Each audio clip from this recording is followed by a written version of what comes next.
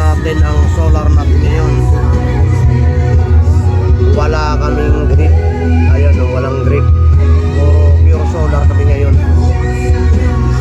Ang aming consume ng Talnabay is 128 watts.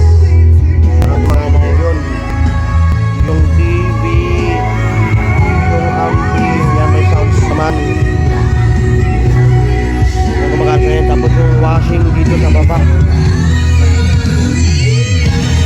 Yan, washing, gumagana.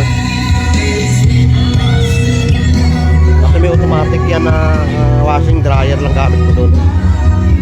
Ayan o, aking solar panel, solar setup. Yan ang ano ngayon, 27 volts,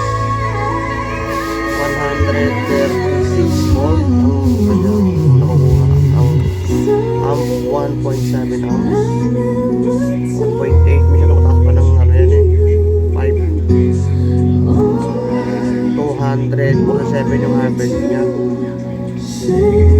Pag nag-auto kasi ito eh, pag tumakas to, tumataas din siya. Ito lang kagandahan din ito. Ayun o, pag tumataas to. Hey guys, thank you so much for watching. Please don't forget to subscribe to our YouTube channels. Mine is Daryl Ong Official. And sa akin mo po, tapos yung ilaw dito. Katrina Velarde. Tapos yung electric fan doon sa loob na gumagana na isa. Yes, Ayan siya. 27 volts.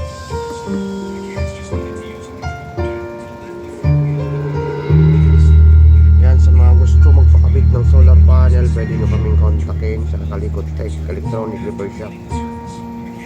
Aldan Uno, sa Cavite. Tabi lang po kami ng halos ng Watermart tsaka Dali. Ay, ano pala, Alphamart tsaka Dali.